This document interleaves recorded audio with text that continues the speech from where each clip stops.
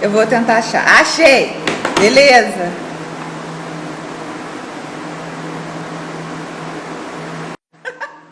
Gente, acontece tudo antes dessas lives, cara. Que horror! Vamos ver, aguardando o centro de danças. Eu vou chegar aqui bem para perto do roteador, porque a minha internet está muito ruim. E...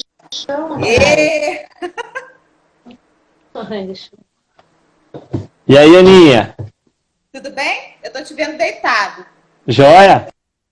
Deitado? É. E agora? Agora Não. sim. E agora? Agora sim? Não, agora só de cabeça para baixo. Opa, então peraí. Vamos lá. É uma aventura, né, Jota? Deu? É uma super aventura entrar em live aqui pela primeira vez. Cara, a gente apanha muito. E aí, tudo bem? Tudo certo, né, cara? Nessa situação difícil que a gente está, de ficar trancado, mentalmente, fisicamente um pouco complicado, né? Dá esses medos aí também pela nossa Amazônia, por tudo que está acontecendo, mas eu tô resistindo bem, sabe? Eu tô até impressionada com a minha força mental, sabe? E você, como é que tá? Tô firme, que nem prego na areia. Não, na verdade tá tudo bem, tudo tranquilo, né? Eu acho que é isso, né? Muito sofrimento, é muito triste, né? Muita gente, mas também é um período, sei lá, que a gente tem que repensar muitas coisas, né? Tanto na esfera pessoal como na esfera da sociedade. Então eu acho que é um tempo que a gente deve aproveitar para fazer, né, essa reflexão, repensar para que tudo isso não tenha sido em vão, né? Essas mortes e tudo mais. Isso aí. Eu acho que é bem isso mesmo, que a gente consiga tirar de todo esse sofrimento, de tudo isso de ruim, né, na menor escala e na maior, para algo que vale a pena, que a gente consiga mudar alguma coisa, né? Exatamente. Você tá onde, Jota? Você tá em São Paulo? Eu tô em Piedade. Tô no interior de São Paulo, Piedade, na casa dos meus pais. A gente veio aqui ficar com eles, dar uma força e também, né, ficar junto aqui. Muito bom, cara, ficar em casa. Eu queria também estar mais próxima, mas lá em casa o pessoal é muito idoso, né? E aí eu teria que voar, e seria pior. Eu também. Sim, com certeza. E a minha mãe, ela tá com Alzheimer, então tem o perigo dela estar muito frágil, então qualquer doencinha, então a gente preferiu mesmo assim, eles ficarem lá isolados completamente mesmo, sabe? Só com a cuidadora mesmo que ajuda lá. Sim. Então é isso, bora começar? Vamos se apresentar? Porque tem povo aí que não te conhece, né? Dos meus aqui, deve ter um povo aí dos seus que não me conhece. O pessoal que tá aqui, que conhece o JB, o que não conhece, ele está na conta da irmã dele, Luana, como é que é? Luana Dança. Luana... acho que é Centro de Dança Luana Campos. Centro de Dança Luana Campos. Tá? A hora que você falou para eu colocar, para eu passar pro celular, eu fui ajeitar meu celular e ele caiu atrás de um móvel aqui que é impossível retirar. Eu não sei o que eu vou fazer. Eu tenho que destruir aqui a casa, mas enfim. A gente entrar em live sempre isso, é uma figura. A gente, dinossauro, aprendendo a usar as coisas das crianças. Então, mas legal, vamos que vamos, né? A gente tá super bem, são 9h13, a gente tá 3 minutos da live. E vou me apresentar aqui para quem é amigo do Jota, da Luana também, que deve estar aqui se pensando quem são esses dois. Eu sou a Ana Lúcia Tobrinho, eu sou pesquisadora e cientista, e agora estou me aventurando nos últimos 3 anos na divulgação científica. Eu trabalho com a Amazônia, eu sou zoóloga e ecóloga, eu fiz o meu mestrado no Museu Nacional, sou bióloga, né, também de formação. Meu doutorado eu fiz lá no IMPA, que foi onde eu conheci o JB, né? E a gente ficou super próximo, super amigo, super coração, os dois que são super emocionais, né? Nós dois somos super emocionais. E depois eu vim para cá para o Mato Grosso, fui para os Estados Unidos fazer um pós-doc, depois eu vim para cá para o Mato Grosso, estou aqui no Mato Grosso, no Arco do Desmatamento, que é onde a parte bem triste da Amazônia. E agora eu peço para o Jota fazer uma pequena apresentação dele aí. Eu acho que a partir da apresentação dele a gente pode começar o nosso papo. Não, maravilha, pessoal. Primeiramente, bom dia, né? Todo mundo que está vindo aqui acompanhar esse bate-papo. A Aninha já é uma amiga aí de longa data. A gente se separou um pouco, que ela foi lá para os lados do central do Brasil, né? E eu também acabei indo para Nordeste, tudo, mas a gente sempre está se acompanhando, né, Aninha? Bom, meu nome é João Vitor Campos e Silva, JB, como a maioria me chama. Eu sou biólogo também. Acabei indo para a Amazônia em 2008 e para trabalhar com conservação da biodiversidade e acabei ficando, né, na Amazônia. Fiz o mestrado, fui trabalhar no governo, depois fiz o doutorado e continuei. Acho que não devo sair nunca mais de lá. Atualmente tenho trabalhado com conservação também, mas com foco mais na dimensão mais humana da conservação. Acho que a gente vai poder entrar mais a fundo, né, nesse bate-papo assim, profissional durante a conversa. E é isso, atualmente eu fiquei um tempo fora, mas atualmente eu estou voltando para Manaus para viver mais um tempo por lá. Quando que você volta, Jota? Tem ideia, assim, depois da pandemia, lógico? Então, teoricamente eu já voltei, né? Eu fui no início do ano fazer um campo e também já para ficar de vez lá, então eu já iria ficar de vez, mas aí aconteceu todos esses problemas do vírus e eu acabei vindo para São Paulo para dar um apoio para a família, ficar mais próximo aqui. Então acho que passando isso eu devo retornar para lá e ficar, né? Sempre tá viajando, mas assim, lá vai ser o Porto Seguro. Ótimo. Lá em Maceió, né? Também tenho na verdade, assim, eu começo a falar do lugar que tô e minha vida é sempre uma bagunça, porque parte do ano eu moro em Manaus, parte do ano em Maceió e parte do ano agora na Noruega. Então, tipo, fico meio na estrada, assim, né? Sem, Mas é isso, faz parte. Costurando essas conexões que são necessárias para fazer a pesquisa, né? Eu acho que ficar nesse ponto é super legal para quem não é da área, né? Quem não é, que tem curiosidade, tem muita gente que segue aqui que tem curiosidade, que não é da área, às vezes é professor de ensino médio, ensino fundamental. Uhum. E é legal isso, né? Que às vezes a pessoa que está trabalhando com a pesquisa, ela não está sediada e fica somente lá naquele ponto, né?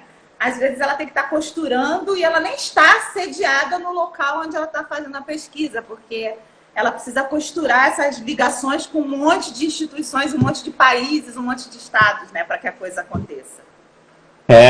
Eu costumo dizer que essa é a grande alegria e o grande sofrimento, né, na vida de um pesquisador, porque de um lado é uma oportunidade incrível de conhecer gente, de conhecer lugares, né, e tá sempre se renovando, né, com novas pessoas, mas por outro lado também é complicado porque você nunca consegue ter o seu vínculo, né, mais a longo prazo, e estabelecer rotinas, então também tem o lado complicado, né. E de saudade, né? Eu, assim, acho que você deve ser. Meu coração vive partido em 1000 pedaços. De saudade de pessoas, de lugares, né? E essa parte aí é bem dificultosa. Por exemplo, de você, cara, cada vez que eu vejo, eu morro de saudade. Então, sabe, aquelas lembranças dos nossos papos, nossos encontros, das músicas, né? Das ideias que povoam, né, nossas discussões que inspiraram a gente para fazer as coisas que a gente faz hoje, né? E aí, isso acho que é um moedor de coração. Então, vamos lá. Eu marquei aqui algumas coisas, né, que eu te falei um pouquinho antes, que já na sua apresentação, acho que é bacana que você falou, você acabou indo um pouco por esse lado social, que é um lado que, em geral, todo mundo, né, nós, principalmente, somos biólogos, né, ecólogos, a gente acaba não abordando. E você conseguiu costurar isso, que eu acho que é sensacional, a pesquisa que você faz e a ciência que você faz, porque você costura muito bem, né, essa parte da interface entre o animal, a planta, né, o ecossistema e as pessoas que estão inseridas ali naquele ecossistema e há vários pontos nevrálgicos sociais, né, inclusão de pessoas, inclusão de gênero. Então, eu acho que isso aí é um pulo de gato muito importante para a nossa ciência atual, né, Jota? Eu acho que assim, é algo muito necessário. Eu acho que assim, né, já entrando mais especificamente nesse assunto, né, a gente passou muito tempo pensando a conservação sem as pessoas, né? E na verdade acho que isso é claro que é um processo histórico, né? E por exemplo, quando eu cheguei na Amazônia, isso foi muito claro na minha vida, né? Eu cheguei para trabalhar com conservação de animais, da biodiversidade, né? Então eu fui trabalhar com conservação de aves. E aí eu fiquei passando bastante tempo andando em todo o canto da Amazônia atrás de passarinho e tal, e o INPA é uma instituição que ele provê um treinamento bastante forte, né, em termos de ciência. Então eu meio que saí do mestrado assim com a convicção de que a ciência deveria ser o carro-chefe assim, né, numa Amazônia mais sustentável, no futuro da Amazônia. Mas eu saí do mestrado sem entender o que era a Amazônia, né? Claro que a gente tem um treinamento forte em ciência, mas depois andando em comunidades tradicionais, indígenas, e vendo toda essa beleza humana que está na Amazônia e que coexiste com a biodiversidade há milhares e milhares de anos, acabou que eu tive a convicção de que o futuro da Amazônia ele vai ser produto da trajetória social das pessoas que ocupam, né, esses espaços. Então, assim, para mim, hoje em dia, é muito difícil falar de Amazônia, falar de sustentabilidade, sem ter como ponto central o indivíduo amazônico, né? O conhecimento tradicional do indivíduo amazônico, que tá habitando essa região por milênios, né? E indo mais a fundo nisso, na realidade, eu acredito que a gente, enquanto sociedade, até dentro da academia, a gente realmente não compreende ou não valoriza realmente o valor da Amazônia, a grandeza da Amazônia. E isso acaba sendo refletido em políticas públicas, acaba sendo refletido na negligência governamental secular que existe na região, e até dentro da ciência. Por muito tempo a gente passa a pensar a conservação como uma estratégia de cima para baixo que exclui as pessoas, né, das tomadas de decisão, exclui as pessoas das estratégias de conservação. Então é meio que uma visão um pouco colonialista da ocupação da Amazônia, né? É você chegar, simplesmente retirar quem está lá há milhares de anos para proteger um espaço, né? Sendo que esse espaço, a gente está vendo recentemente cada vez mais, esse espaço é muito mais eficiente se ele for guardado pelas próprias pessoas que vivem no lugar. Então eu acho que é um pouco de uma mudança um pouco paradigmática de a gente entender o que é mais eficiente para a região. Então tem alguns aspectos. Tem um lado de justiça social, né, que os povos têm o direito de estar lá, e aquilo lá tem toda uma simbologia para eles que a gente tem que respeitar e compreender. E tem um lado também de eficiência de conservação, né? Porque quando a gente compara, por exemplo, os arranjos onde você tem o envolvimento de quem mora na área, os resultados são muito mais fortes, né? Então não é só uma questão, não é uma questão, claro que também tem uma questão ideológica, né, de direito mesmo dos povos, tem isso, mas também tem uma questão técnica que é em termos de eficiência mesmo, né? Então, eu acho que a gente passa por esse desafio de assimilar essa grandeza da Amazônia e abrir também abrir o coração aí, até dentro da academia, para que isso realmente tenha seu valor, assim, né? Eu acho muito legal você ter falado disso, porque eu acho que quando a gente começou a pensar, né, na nossa live, eu e você, a gente é muito coração. E até na hora da gente gravar o nosso videozinho, a gente colocou isso lá, né? A gente é muito emocional, se apaixona pelas coisas, né? E quando você toca nisso muito de compreensão das populações, da Amazônia, da estrutura da Amazônia, né? As pessoas milenares ali, as culturas delas e a relação delas com toda aquela imensidão da floresta, passa pelo coração. Então, a gente desenvolver a Amazônia passa por ser tocado pelo coração, né? Passa por uma questão emocional muito grande, né? Que é a questão de emocional de afetos, né? Que eu acho que são difíceis para quem está na cidade, completamente afastado, nunca pisou na Amazônia, né? O afeto, né? As relações de laços emocionais do coração que o ribeirinho, o indígena, os povos, né, quilombolas têm com aquela tradição da floresta, da vida na floresta, né?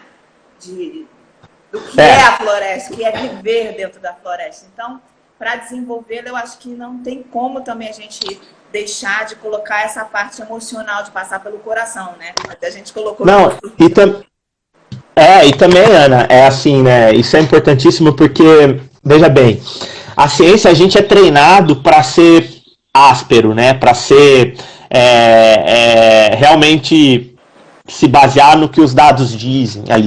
E isso é muito importante manter na ciência, né? A gente precisa ter indicações que sejam realmente ali o mais condizentes com a realidade. Mas quando isso pensando a ciência da conservação, mas quando a gente pensa nas pessoas, né, que vão estar lá, que estão na linha de frente mesmo, você não vai tocar essas pessoas pelo cérebro, né? Você não vai tocar essas pessoas pela racionalidade acadêmica, você vai tocar essas pessoas pelo coração. E às vezes a gente, enquanto cientista, a gente pensa que a conservação ela é algo que está lá no fim, que a gente deve alcançar, né? Quando na verdade a conservação ela deveria ser um meio para você chegar num lugar, um meio para você melhorar de vida. A conservação ela deve ser um meio de vida para as pessoas, né? Porque se ela for um meio de vida para as pessoas, ela não vai precisar de justificativa, né? As pessoas realmente vão fazer isso porque ela significa, ela tem um significado para as pessoas.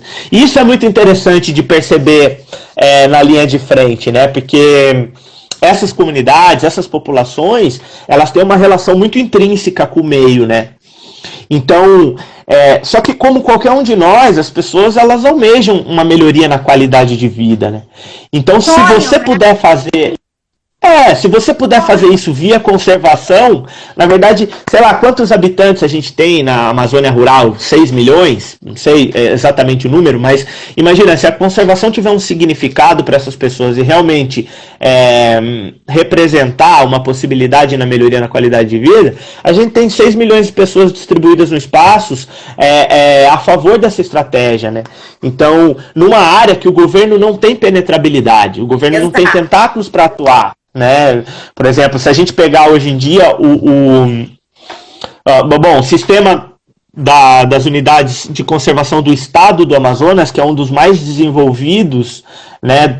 A gente tem, sei lá, 3 gestores para 42 áreas protegidas. Nossa. Então você praticamente não tem governança, né? Você não tem governança. É por isso que esses arranjos comunitários, você envolver as comunidades, eles acabam sendo uma estratégia de gestão cada vez mais consolidada e cada vez mais eficiente, né?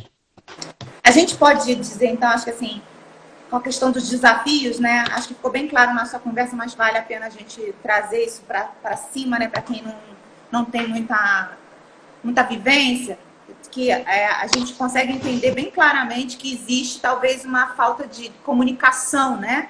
Entre as políticas, né? Que são criadas aí, né? E o desenvolvimento da Amazônia dessa forma global, né? Compreendendo essas várias camadas, que a Amazônia ela é muito plural, né? Ela tem cidades extremamente desenvolvidas, como Manaus, Pará, só que ela tem uma série de comunidades que são muito fortes e que representam atores extremamente importantes para que a gente consiga desenvolver a região de uma forma sustentável, né? Onde o que você falou, onde a conservação seja um modo, um meio, onde não se perca a floresta, as tradições, os povos, e também se consiga ter as cidades funcionando adequadamente, sem que para isso precise se destruir a floresta. Então, talvez a gente tenha um desafio principal que seja uma falta de conversa. Seria isso? Eu acho que além de uma falta de conversa que ela é evidente, né? Eu acho que a gente também precisa, enquanto sociedade, talvez reconhecer a grandeza e a importância da Amazônia, né? Porque para muita gente ainda, né, principalmente que está mais distante do norte, a Amazônia ela é uma região imensa de mato, praticamente sem utilidade. E isso não é uma coisa difícil de se ouvir. E quando, na verdade, assim, a gente tem uma riqueza ali humana e uma riqueza biológica que é inestimável. Você imagina, em pleno século XXI, você ter uma região que ainda abriga populações humanas vivendo da mesma forma que viviam como há 30 mil anos atrás, né, com suas próximas formas de se relacionar com o meio, de se relacionar com o espiritual. Isso por si só de uma grandeza tão grande em termos de uma grandeza tão bonita em termos de conhecimento humano, que, poxa, né, uma diversidade muito grande. E aí você entra na parte biológica, então fica quase impossível da gente conseguir quantificar isso, porque grandes saídas para problemas da humanidade está na Amazônia, em termos de alimentação, em termos de remédio, em termos de novas descobertas. Então a Amazônia é um espaço tão rico e tão impressionante que essa grandeza deveria estar dirigindo as políticas públicas e as conversas, né? Porque se a gente, o que está acontecendo hoje, a gente está levando a mesma estratégia desenvolvimentista que está há séculos dando errado no Brasil, né? Que é basicamente... então, basicamente, você... que ela funciona, tem dado errado, a gente quer insistir em continuar com ela. É um comportamento colonial pós-moderno. Então você vai lá, você destrói toda essa beleza, retira, sei lá, alumínio do solo, destrói tudo, vende esse alumínio para o Japão e compra esse alumínio na forma de chip ou na forma de computador. Então é uma ótica muito, muito perversa, né? Então eu acho que isso precisa ser dialogado, isso precisa ser conversado. A gente tem um papel grande nisso, que é a produção de conhecimento que tem que estar a todo vapor, né? Mas existe um desafio político, principalmente nesse momento. Então, assim, né, a gente precisa ser otimista, a gente precisa beber do otimismo para a gente continuar andando, mas a gente não pode tirar o pé da realidade e entender que hoje em dia a Amazônia ela está sob um ataque feroz, né? E não é só um ataque governamental. Hoje em dia o governo brasileiro potencializa isso, obviamente, e muito claramente, mas isso também ele está difuso em muitos setores da sociedade. Porque o problema não é só a ação governamental. O problema é que o discurso governamental ele acaba legitimando essa ação difusa das pessoas. E aí a coisa foge do controle. A coisa foge do controle, porque toda cidade pequena vai ter os seus grupos que têm essa mentalidade de desenvolvimento, eles se sentem legitimados e eles passam a aumentar a violência rural, né, assassinato indígena, destruição dos órgãos governamentais pró-conservação, como o IBAMA, o ICMBio, e aí a gente entra num cenário caótico que é muito difícil lutar contra, porque... ele é difuso, né? Então isso é um problema muito forte que a gente vê hoje na Amazônia, no meu entender. Jota, eu acho que assim, algo super importante que você abordou aí, que eu acho que para ficar bem marcado, né, no que a gente está conversando, é essa dificuldade de se compreender essa pluralidade da Amazônia. Então, quando a gente fala de conservação, principalmente para quem está de fora, no Sudeste, no Sul, né? Até mesmo no próprio Nordeste, tem alguns locais que tem um distanciamento, né? Quando a gente vai chegando mais próximo do Maranhão, no Nordeste, subindo proximamente do Maranhão, essa questão de compreender mais a Amazônia fica um pouco mais clara. Mas mesmo no Nordeste tem, para alguns, certas dificuldades. De que quando a gente fala de conservar a Amazônia, a gente não está falando de conservar a arara, ou o miquinho, o macaco, a aranha, sabe? Só isso. Quando a gente fala de conservação da Amazônia, a gente está falando também de uma forma muito mais global, né? De conservação. É conservar tanto a biodiversidade amazônica, quanto os povos, a cultura da Amazônia, porque quando a gente olha para a floresta e pensar nela só como verde, cheio de bicho lá dentro, não é real, né?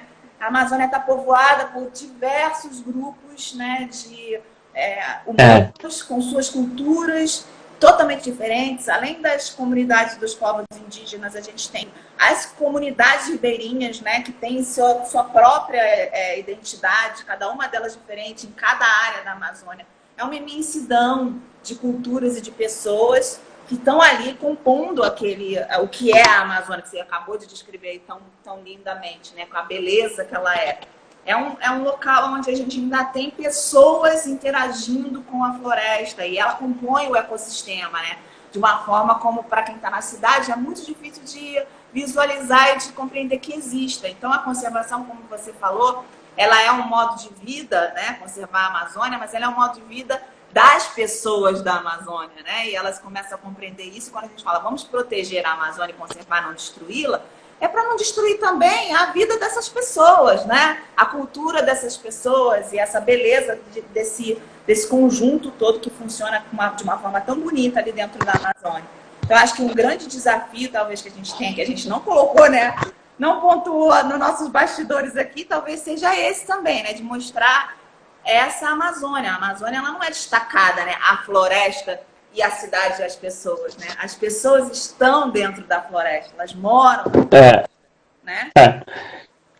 Não, exatamente. E assim, né, claro, tem essa importância local, que é uma importância de manutenção dos modos de vida, né, da biodiversidade, mas também tem uma questão econômica muito forte nisso, né? Porque, na verdade, assim, existem cada vez mais, imperativa a necessidade de você gerar riqueza com a floresta em pé. Então, e aí pensando em toda uma linha da bioeconomia, né, tanto de segurança alimentar, produção de alimento, produção de remédios, tudo isso gera muita riqueza para o país, né? Então eu acho que assim, a gente precisa ter uma chave para virar assim, inclusive o pensamento econômico na região, né? A Amazônia ela tem que estar num plano estratégico do país, mas obviamente de uma forma totalmente diferente da que ela está hoje em dia, né? Então a gente precisa abrir esse véu, né? Tirar esse véu do que é a Amazônia, abrir as cortinas para o que realmente a Amazônia representa. E isso é um desafio muito grande, né? É um desafio muito grande. A gente precisa fazer com que... A gente precisa derrubar os muros da universidade. E muitas vezes esse muro ele não é feito só de concreto, mas ele é feito também de preconceito, ele é feito de vaidade. Então, muitas vezes, essa temática não chega como ela deveria chegar para os institutos de pesquisa, para os órgãos que financiam as pesquisas. Então, essa integração gente-natureza, eu acho que ela precisa ser feita de uma forma mais concreta no Brasil, né? Por muito tempo, a gente ficou isolado das ciências humanas, das ciências sociais, das ciências econômicas, e hoje, mais do que nunca, os problemas globais eles são integrados. Então, se a gente não forçar esse diálogo, e se a gente não sentar na mesma mesa e começar a compreender todo o arcabouço teórico dessas áreas, tentar misturar essas coisas, a gente vai ficar patinando, porque cada um vai ficar dando seus gritos de forma isolada, e aí quando a gente vê, o trator passa por cima, né? Então eu acho que esse é um desafio bastante evidente que a gente tem, que é promover essa comunicação entre as diferentes áreas de conhecimento, entre as diferentes esferas governamentais, justamente para ter esse ponto em comum, que é o potencial e a beleza e a grandiosidade da Amazônia. Então ficou aí bem claro de novo, né? Estamos precisando conversar, ouvir, né? Assim, é óbvio que todas as áreas, todas essas esferas, elas têm seus conhecimentos, óbvio, né? E são conhecimentos que foram adquiridos ao longo do tempo e são importantes, mas está precisando que ouçam, né? Elas ouçam, cada uma dessas esferas, ouçam o que a outra tem a dizer, para que o processo possa funcionar, né? Pare de estar tão estancado. Então, talvez... Sim. Está todo mundo falando demais, né? A gente está precisando ouvir um pouco, né? Talvez seja uma era de todo mundo dando as opiniões e falando muito, né? E talvez seja uma hora também. Vamos ouvir um pouco o que né? E criar espaços para que a gente possa ouvir os povos das florestas, né? Exato. O que eles têm a dizer que é tão importante, né? Inclusive, eu acho que é um ponto extremamente vital, né? que a gente percebe que muitas vezes o pessoal, nós mesmos, né? Eu não fui, porque eu já vinha de uma parte sensibilizada muito grande com essa questão, mas a gente vê muito essa questão de que a gente vem da cidade, das universidades, chegando na Amazônia, achando que a gente vai ensinar, vai trazer uma solução e vai ensinar, e não, né? A gente chegar para os povos entendendo que eles têm muito mais a nos ensinar, né? Que, na verdade, a gente que vai aprender um monte de coisa e talvez a gente vá... exatamente. Virar uma chavezinha ali com o que eles já fazem para melhorar uma situação. Não é nada mirabolante, né? A gente é que vai ser transformado, né? Não são eles que vão ser transformados. Exatamente. Somos nós que somos transformados por ele, né? A gente fica muito melhor depois que a gente consegue entrar em contato com aquele conhecimento milenar, né? Tradicional. Então, eu acho que isso aí é super importante, que é um preconceito muito grande que se tem, que não é algo por maldade, mas que é que isso que você falou, a gente vem trazendo isso, né? Achando que nós temos ali, vamos ensinar aquele povo, tipo uma catequese, né? A trazer algo, modificar aquilo. Não, na verdade não, né? A gente vai se conhecer e a gente vai se transformar para poder ajudar, né? Com o conhecimento técnico que a gente tenha a resolver alguns pedaços desse problema, né? Então, eu acho que exatamente. É super importante, eu acho que é um desafio imenso, porque a gente ainda tem muito forte na sociedade uma visão dos povos tradicionais como, sei lá, selvagens, ignorantes, ultrapassados. E isso, eu acho isso realmente um dos imensos desafios que a gente tem, que é transformar e mostrar que não é assim, né? Então, eu acho que... É isso aí, Aninha. Esse daí é difícil. Então, eu acho que assim, a gente já apontou bastante assim, dos desafios. Eu acho que agora a gente pode falar um pouco de como você, com seu trabalho, né, conseguiu... Está conseguindo, né? Pelo menos aos poucos, com o seu projeto, como é que ele é, como você pensou ele, o que você tem conseguido fazer, explicar um pouco para todo mundo que está assistindo a gente aí, essas ideias que te incomodaram com isso tudo, e que você criou e quais são os resultados e tudo mais. Bom, então, na verdade, assim, né, basicamente, depois de eu ter passado pelo governo do estado, que fui no doutorado, eu tinha um pouco essa angústia pessoal de tentar trabalhar com alguma coisa que realmente importasse, né, e pensando nessa questão científica e na questão das comunidades tradicionais, e foi quando eu conheci, na verdade, foi quando eu conheci o Médio Rio Juruá, né, a região média do Rio Juruá, que é uma área assim fantástica, e existe porque lá, algumas gerações atrás, assim, décadas atrás, a gente teve um histórico muito forte da exploração da borracha, né, que foi um período no Brasil muito marcante, basicamente... nordestinos, sobretudo cearenses, foram mandados para essa região para explorar a borracha, e aí um pessoal acostumado com uma região árida do Brasil caiu do nada na maior floresta tropical do mundo. Então a grande maioria dessas pessoas morreram, seja de malária, seja de picada de cobra, seja de violência, né? E os que ficaram sucumbiram a uma relação muito forte de exploração, né? Foi um regime praticamente de semi-escravidão, onde as pessoas eram forçadas a explorar a borracha e vendiam unicamente para o patrão e acumulavam dívidas com aquele patrão, e aquela relação se perpetuava no tempo, né? Com a ação, sobretudo de um movimento da Igreja Católica, movimento de educação de base, algumas pessoas-chave começaram a organizar essas pessoas, né? E aí começaram a organizar elas em comunidade e conversar sobre direitos humanos, sobre direitos básicos, sobre cidadania, né? E o que a gente vê no Juruá foi praticamente uma revolução social silenciosa.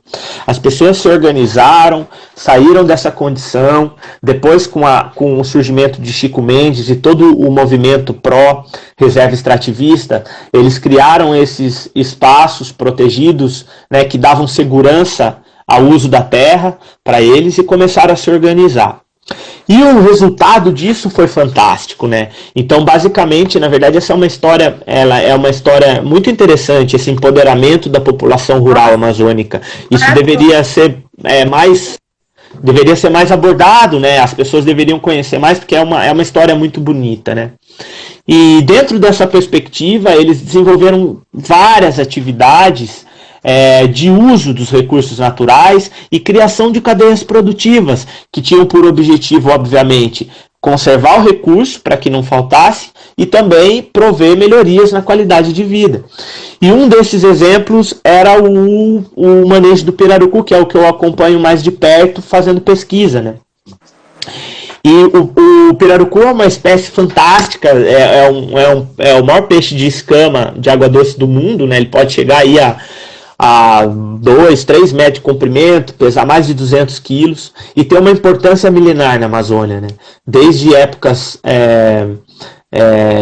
de muito tempo atrás, as pessoas tinham o pirarucu como um elemento central na sua alimentação, como um elemento muito importante nas suas cosmologias. Então, né, a gente tem lendas que a história do pirarucu é mesclada com a história do surgimento dos povos, né? Então tem uma riqueza cultural muito grande, uma importância cultural muito grande do recurso, e também é uma espécie com uma importância econômica também bastante grande, né? Então, só que devido a essa alta importância, a espécie acabou sendo praticamente extinta em muitas localidades no século passado. Então, em muitos lugares o pirarucu sumiu devido à sobrepesca.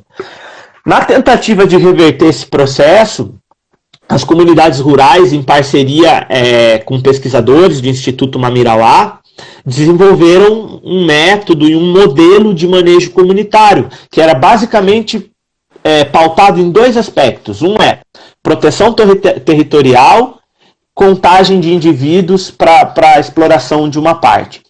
Isso é interessante. Então, primeiro, em relação à contagem de indivíduos, o pirarucu ele é um peixe que precisa do oxigênio para respirar. Então, ele vem até a superfície e ele faz isso em intervalos regulares de 20 minutos. Então, isso possibilita que pescadores experientes façam a contagem dos indivíduos. Então, você sabe quantos pirarucus tem nos lagos. Aí outra coisa interessante, que é a proteção territorial. Então as pessoas montam casinhas de madeira na entrada do lago e proíbem a pesca predatória, a pesca ilegal. E isso tem um efeito fortíssimo na população de pirarucu. Em alguns anos de proteção, a população aumenta muito por 2 mecanismos. Um é a reprodução, obviamente, mas o outro também é pela migração, porque quando a água sobe, toda a floresta, toda a região fica tudo alagada. Então o peixe consegue se movimentar entre lagos. E a gente vê que o peixe ele tem fidelidade aos ambientes protegidos. Quando ele chega no ambiente protegido, ele fica lá. Ele até sai na cheia, mas ele volta. Quando o ambiente não é protegido, ele sai e ele vai procurar um ambiente protegido. Então isso faz com que aumente muito o número de pirarucu. Aí as comunidades, elas contam, né, o número de peixe, mandam essa avaliação para o governo, que permite uma cota de exploração, que pode ser de até 30% dos indivíduos adultos. Aí as comunidades pegam essa liberação e fazem um manejo vendendo o peixe. E isso tem um efeito econômico, cultural e social gigante na comunidade. Porque isso garante a renda das famílias, mas isso também garante investimentos nas comunidades em termos de infraestrutura. Isso confere segurança social para as pessoas. Então, se alguém pega uma doença na comunidade, eles têm lá um dinheiro que é oriundo do manejo, que pode mandar essa pessoa para ser tratada numa cidade grande. Então muda um pouco a lógica das relações, porque as pessoas ficam mais livres em termos econômicos, em termos de soberania e segurança alimentar. E isso também é muito interessante, que é o ponto de virada, porque a conservação passa a fazer sentido. Exato. Né? E é aí que a gente entra nessa questão paradigmática da conservação. Então a conservação não é você preservar para as futuras gerações ou para uma coisa mais etérea. Na verdade é você conservar porque a sua vida vai melhorar, não só a sua vida, mas como o ambiente que você vive, né? E isso é fantástico, assim. Então, quando eu conheci esse modelo, eu quis entrar, na verdade, fazer da minha vida acadêmica sei lá, um instrumento que possa contribuir com isso, mas na verdade, assim, é só é uma parte científica e a beleza toda desse exemplo e desse modelo tá na mão das comunidades locais. Isso é a coisa mais bonita de se dizer, porque isso não é uma intervenção externa, um projeto de fora que chegou, um projeto de um pesquisador, não, mas isso é uma coisa orgânica que foi surgindo e hoje está totalmente na mão das comunidades locais, né?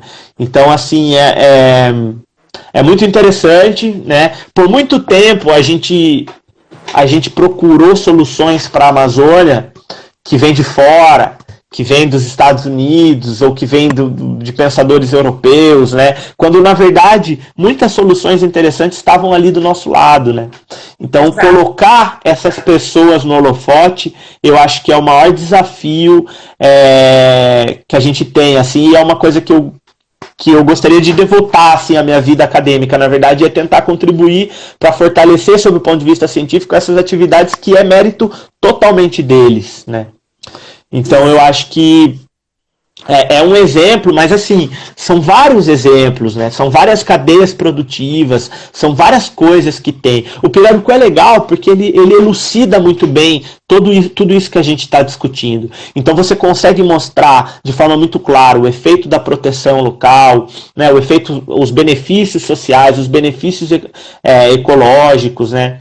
Por exemplo, nesse momento na Amazônia, a gente tem mais de 3.500 pessoas protegendo mais de 4.000 ambientes aquáticos. E quando eu falo protegendo, eu estou falando de gente que está lá na beira do lago, numa casinha, revezando a proteção. Cada família fica uma semana e protegendo mesmo, né? Então, você imagina se a gente colocasse isso na ponta do lápis, né? O quanto que isso teria de custo, né? Então, assim...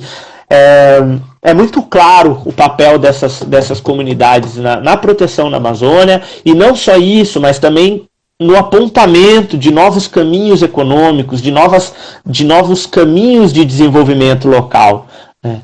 Então eu acho que o nosso desafio é procurar a vontade política, quando ela existir, para transformar essas coisas em políticas públicas, porque eu acho que as políticas públicas devem ser embasadas nesse conhecimento tradicional, nessas coisas, nos gargalos que eles identificam, né? Ninguém entende mais sobre a complexidade amazônica em termos logísticos, em termos de falta de infraestrutura, do que essas pessoas que estão na ponta, né? Nossa, demais. Assim, acho que você conseguiu exemplificar muito bem aí nessa sua fala vários pontos super importantes. Eu acho que, além de tudo, tem essa beleza que é encantadora. Eu mesmo sempre, né? Porque me emocionei muito sempre vendo isso, né? Quando estive trabalhando na Amazônia, quando fui bem recebida nas comunidades onde eu tive que estar, essa beleza, né? O ribeirinho, o indígena, ele não só usa, quanto ele cuida, né? Ele ama aquele lugar onde ele vive. Ele tem orgulho daquele lugar onde ele vive, né? Eu tentava mostrar isso um pouco para as pessoas, que elas têm uma dificuldade, elas têm um olhar para quem está dentro da floresta como assim, uma pessoa pobre, miserável, que ela nunca pisou na cidade. E isso dentro da Amazônia é completamente real. Eles conhecem a cidade, eles não estão lá na comunidade onde eles estão por necessidade, eles estão porque eles querem. Eles não querem morar em Manaus, eles não querem morar em Rio Branco, eles querem morar dentro da floresta, eles amam a comunidade onde eles vivem. Assim, claro que esse é o problema de você querer julgar ou avaliar o outro com os seus paradigmas, né? Porque é isso, eles têm problemas também, mas eu tenho certeza, vendo de perto pessoas próximas de cidade grande, os problemas que a gente tem na cidade grande, tanto os problemas sociais quanto os problemas individuais dos seres humanos são muito mais profundos. Então essa questão de julgamento, o julgamento ele é muito complicado e não tem por que a gente fazer isso assim. E essa parte cultural é importante também, mas também a parte, sabe, Aninha, é impressionante, quando você entra num ambiente protegido, por exemplo, é uma ilha de biodiversidade, é incrível, né? É muito bonito você ver o sistema funcionar numa plenitude, assim.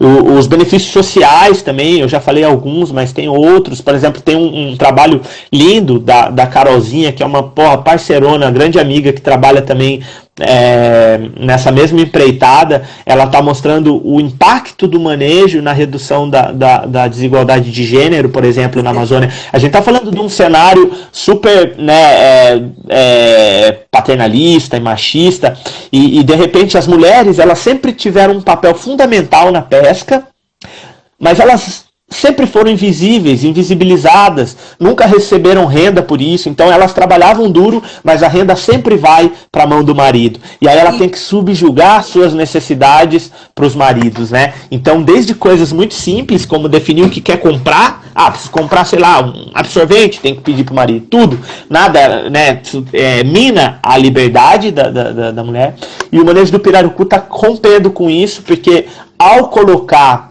a mulher no arranjo do manejo, ela tem um papel definido e ela tem uma renda garantida, isso vai para a mão dela. Então o manejo do pirarucu é a variável que mais explica. Quando uma mulher ganha renda, né, no interior, nessa região que a gente trabalhou, a explicação dessa renda vem do manejo praticamente. Então isso tem um impacto muito forte na dinâmica social da região, isso é muito importante. Então acaba que, e aí já entrando no meu projeto, no nosso projeto mesmo, que na verdade a gente está desenvolvendo, que é um monte de pessoas, eu vou falar um pouquinho daqui a pouco do instituto que a gente criou, mas na verdade é pensar um modelo de desenvolvimento local que contemple o protagonismo das populações locais, o conhecimento tradicional, uma ciência de ponta também, né? Então pensar esse modelo em escala de bacia, para que todas as comunidades possam se integrar e a gente não ter divisões, por exemplo, áreas protegidas e áreas não protegidas, porque a gente entende a importância fundamental das áreas protegidas, mas assim, a gente entende também que a gente não pode fechar os olhos para quem está fora das áreas protegidas, porque senão imagina daqui séculos, isso pode criar uma assimetria social e ecológica tão forte que vai gerar um mar de conflitos, de muito difícil resolução.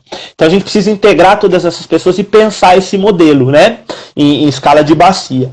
Foi nessa perspectiva, é claro que o pirarucu ele é um carro-chefe porque ele elucida muito bem essa linha de pensamento, né? Mas aí a ideia foi por isso que a gente recentemente criou o Instituto Juruá, que ele é um instituto de pesquisa aplicada com uma parceria muito genuína com as comunidades locais, né? Então a gente tem o Comitê de Lideranças Locais, todas as demandas que a gente tem no Instituto, elas foram discutidas de forma exaustiva na última década com as lideranças e as comunidades locais. Então cada objetivo, cada projeto que a gente tem dialoga com uma demanda real que nos foi passada por essas comunidades, né? Então a ideia é a gente colocar a ciência a serviço do desenvolvimento da Amazônia e a serviço do fortalecimento dessas comunidades tradicionais, né? E aí tem várias formas e estratégias para fazer isso, né? Hoje o Instituto ele está funcionando em Manaus, agora obviamente ele está em estágio de torpor por causa do coronavírus, mas a sede é em Manaus. E aí são várias pessoas envolvidas que são muito legais e estão se dedicando bastante, assim. Inclusive quem estiver por Manaus pode passar pelo Tiradentes, tomar um café, fazer uma visita quando passar essa questão do isolamento, que vai ser muito bem recebido. Voltei, vamos ver se o Jota volta aqui só pra gente fechar, né?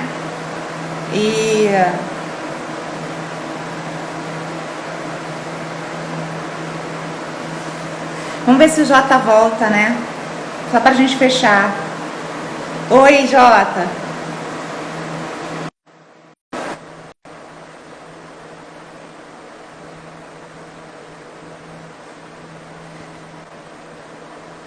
Travou tudo. Eu não estava te ouvindo. Eu sei. Também você congelou.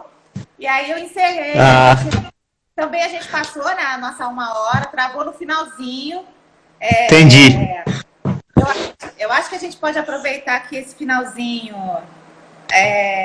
para a gente falar um pouco mais dessa questão assim, que eu achei super importante que você começou a falar, né? A gente passou por vários desafios e a gente passou por várias soluções, né, que acabam se concentrando mais nessa conversa, né, que a gente traga mais diversidade para dentro da política institucional, política mesmo em si, política científica, né? E, por último, a gente viu ali que a gente precisa também, que você falou super bem, dar voz às pessoas da floresta, trazer dignidade, né? Trazer que essa dignidade que elas têm possa ser refletida e mostrada para as pessoas, que elas se sintam, né, bem, felizes, orgulhosas de quem elas são, que eu acho que esse trabalho é que você faz. Inclusive, quando você fala da questão do empoderamento das mulheres, né, que elas passam a ter renda, elas levantam em si, elas passam a se sentir melhores, mais poderosas. Dar essa voz e esse poder às pessoas, né? Trabalhar com essa questão do indivíduo, que eu acho que é super importante, você falou que o seu projeto faz isso super bem. E eu acho que passa também por essa questão que tem outros atores pequenos, né? Que é a questão assim, da importância das ONGs, né? Que você falou do seu instituto. São vários pequenos institutos que agem, né, dentro da Amazônia e que agem também em outras questões, né? De conservação e de políticas públicas. E aí eu acho que é legal falar um pouco disso. Você criou o seu, né? Eu tenho o sonho de criar o meu, então a gente vê assim, várias pessoas. O Everton, eu já conversei com ele, ele também tem o sonho de criar o dele, já está tentando, né, pensando nisso. Como é que é a ONG e os institutos, as OCIPs, essas organizações, o poder delas e qual o papel delas aí dentro disso tudo? Hoje em dia eu vejo o papel das ONGs na Amazônia, ele é fundamental, né? Na verdade, assim, a gente tem ONGs incríveis que eu acho que são muito legais, assim, né? Eu, por exemplo, a OPAN, que é a Operação Amazônia Nativa, é uma ONG de 50 anos que faz um trabalho incrível com a questão indígena. Eu tive o grande privilégio de prestar alguns serviços para eles e, assim, as pessoas que trabalham lá são referências para mim. Então a gente tem ONGs e várias outras em Manaus que fazem um trabalho fantástico. Na verdade, assim, a decisão por criar o nosso instituto, que é o Instituto Juruá, ele veio de uma forma que não dava para fugir disso, porque apesar de ele ser um instituto novo, a gente estava trabalhando com ele aos trancos e barrancos nos últimos 10 anos. Então já tinha toda uma agenda, já tinha todo um compromisso com as comunidades tradicionais, né, e não tinha como fazer isso de uma outra instituição. Então a gente meio que se viu forçado a criar, né? Mas assim, para quem se interessa, tem ONGs incríveis trabalhando na Amazônia. Eu acho que a gente passa por um momento de ataque às ONGs que a gente deve reagir de forma forte, porque a sociedade precisa entender o papel que as ONGs têm, entender que dentro dessas organizações existem pessoas que estão se comprometendo com a vida toda por uma causa, né? Então, poxa, isso tem que ser valorizado, isso tem que ser posto, né, na mesa e assim, as ONGs, e não só as ONGs, mas assim, quando a gente fala ONG, a gente pensa também nas grandes ONGs, mas assim, o papel fundamental das pequenas associações, que são as associações locais, é gigante na Amazônia. São essas pessoas que vão ser os fios condutores de um novo modelo de desenvolvimento, porque são essas pequenas associações que conseguem representar de fato as comunidades, colocar as demandas delas na mesa e prover soluções, porque muitas vezes as grandes ONGs, elas retêm o recurso aqui dentro, aqui em cima, e pouco recurso chega lá na ponta, né? São poucas grandes ONGs que realmente fazem um trabalho na linha de frente, que passa tempo lá na ponta e coloca recurso lá na ponta. Então a gente precisa valorizar muito essas ONGs pequenas, que são as associações locais, né, que estão presentes em todas as calhas dos rios, são as associações de produtores rurais, e aqui a gente entra mais um exemplo fantástico, que é a Asproc no Médio Juruá. A Asproc faz um trabalho fantástico, é inestimável o papel da Asproc para a gente pensar um outro modelo para a Amazônia. Quem não conhece a Associação dos Produtores Rurais de Carauari, conheça, vá atrás para vocês verem a beleza de um trabalho sério, né? Então, assim, esse tipo de coisa a gente precisa se organizar, né? Todas as esferas, né? Tanto as esferas de pesquisas como as esferas comerciais, e precisa colocar essas pessoas junto para pensar essas novas saídas econômicas, esses novos modelos de desenvolvimento. Eu acho, Ana, a gente vive um momento muito difícil, muito constrangedor, de desvalorização, de pessimismo, de desmantelamento de toda a estrutura de conservação e desenvolvimento. Isso é inegável e a gente tem que se manter firmes contra isso daí. Mas, por outro lado, a gente precisa aproveitar esses momentos difíceis para ressurgir, né? Para emergir uma nova condição. Então, a gente precisa disseminar otimismo, a gente precisa disseminar esperança, porque as pessoas têm que ter alguma coisa no que acreditar, né? Eu gosto, o Ailton Krenak, que é um grande filósofo indígena que a gente tem, eu gosto muito quando ele diz que o coronavírus, ele é como um anzol puxando a humanidade para a consciência. Eu acho que essa fala ela é muito emblemática e a gente precisa, de alguma forma, ressurgir dessa condição difícil, seja pelo coronavírus ou seja pela ação de ataque governamental que a gente está observando hoje na Amazônia. Isso, eu acho que é super importante, vários pontos aí que você falou, essa questão do ressurgir, né? Ela é extremamente importante. Eu acho que nesse momento é óbvio que nós estamos fragilizados, mas como logo que eu comecei aqui a falar nessas lives e tal, eu tenho dito para nós todos, né, para mim também, para todos, nós não somos tão fracos, né? Nós somos fortes, então a gente precisa se unir a essa força e se reinventar, né? É o que a gente está fazendo aqui agora, a gente está se reinventando. Usando as ferramentas, né, da internet, usando outras ferramentas e tentando pensar em outras formas de juntar esses pontos que não estão juntos e que fazem a gente olhar e parecer que a gente está perdendo, né, a nossa riqueza, está perdendo essa batalha e dá todo esse pessimismo e deixa muita gente triste e amargurada, né, no caminho aí, que é muito difícil mesmo.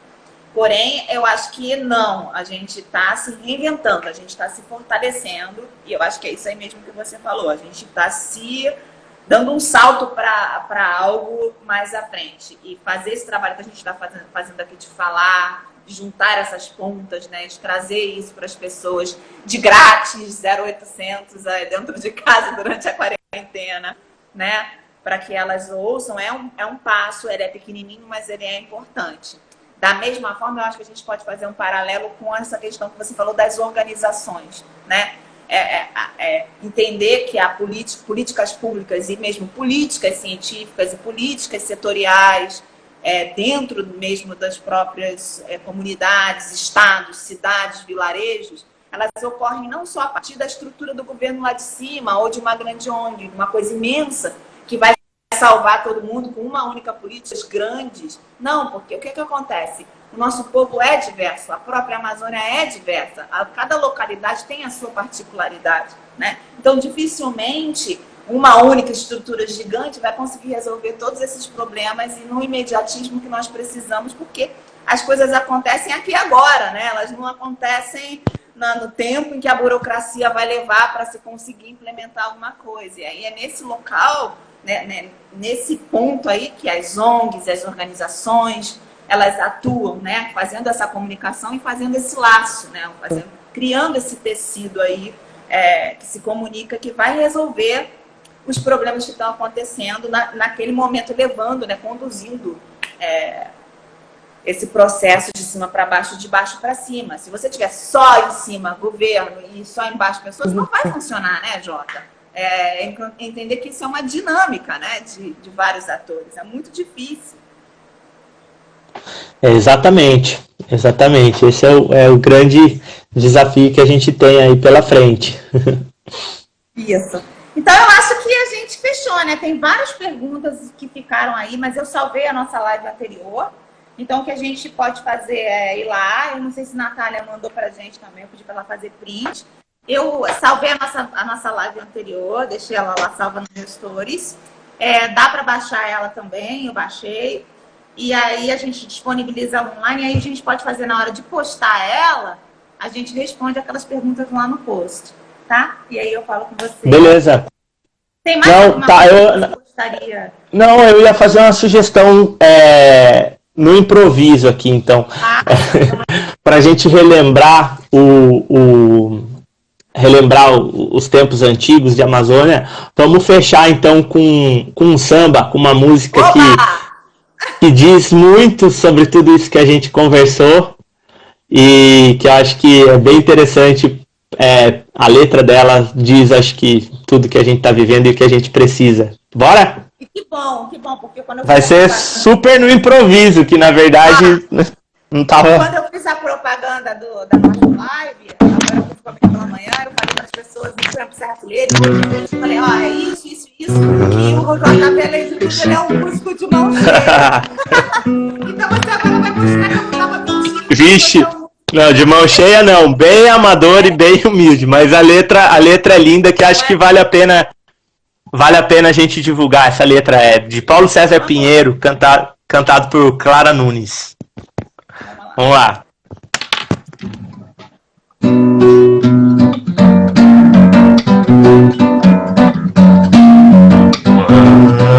Quando o sol se derramar em toda a sua essência, desafiando o poder da ciência para combater o mal e o mar,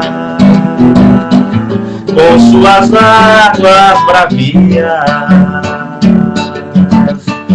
levar consigo o pó dos nossos dias. Vai ser um bom sinal. Os palácios vão desabar sobre a força de um temporal. Os ventos vão sufocar o barulho infernal. Os homens vão se rebelar nessa farsa descomunal. Vai voltar tudo ao seu lugar, afinal. Eu serei vai resplandecer.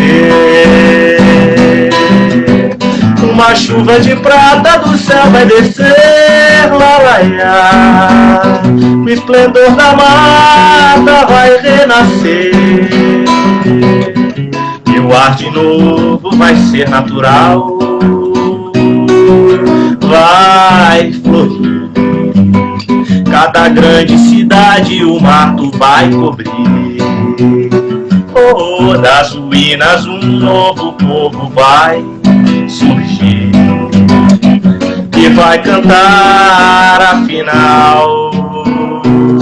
As pragas e as ervas daninhas, as armas e os homens de mal vão desaparecer nas cinzas de um carnaval. As pragas e as ervas daninhas, as armas e os homens de mal vão desaparecer das cinzas de um carnaval. Vão desaparecer nas cinzas de um carnaval.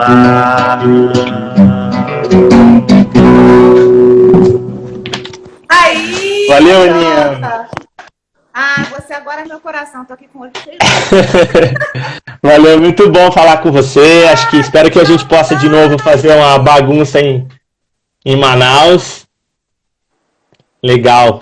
E a gente tá com um movimento rolando aí, que é um movimento anti-diáspora manauara. Que é um movimento... É mesmo. É um movimento para trazer de volta o pessoal todo para a Amazônia. Se não for para morar... Se não for para morar, é para visitar com muita frequência e manter algum trabalho lá. Então você está convidadíssima a chegar junto do Instituto. Eu já estou com esse plano há muito tempo. Então vamos embora. Lindo, maravilhoso. Eu acho que depois, mais tarde, a gente pode pensar em mais, né? Porque eu acho que todo mundo aqui amou. Eu fiz a propaganda de que você era músico, para quem não sabia, né? A nossa história... Que música, que nada. É verdade, Jota, porque toda a nossa história, né, com a Amazônia, tudo isso, ela ocorreu muito com as nossas, né, os nossos encontros, com a música. Minha prima... tudo uma... Minha prima tudo uma coisa só, né? Prima, você ouvia isso quando era criança. Então, assim, toda a minha história na Amazônia passava por vocês tocando músicas que foram tocadas na minha infância, né? Sambas que eu amo. E tava ali naquilo tudo. Tem toda essa história do afeto, né? É isso. Tem toda a história do amor, do afeto que está envolvido, da música, da arte, isso tudo. Tá? Então foi maravilhoso. Eu acho que a gente pode pensar em fazer de novo. um outro Sim, tema. passando essa loucura toda, a gente vai fazer um evento muito legal lá em Manaus para a gente chegar junto, juntar as pessoas e recomeçar. Vambora. Se cuida Legal. muito, tá, Jota? Você é bem importante pra gente. Eu tô aqui toda hora. Valeu demais, gente. Obrigado aí a todo mundo que participou. Eu não consegui ver as perguntas nem nada, que eu sou meio bem devagar, na verdade, com internet para tudo, na verdade, mas eu tô vendo que tem uma rapaziada, que maravilha. Legal, gente, é isso aí. Valeu demais. Aninha, vamos conversando aí. Obrigada, gente. Obrigada, Jota. Beijão. Valeu. Até mais. Tchau, tchau.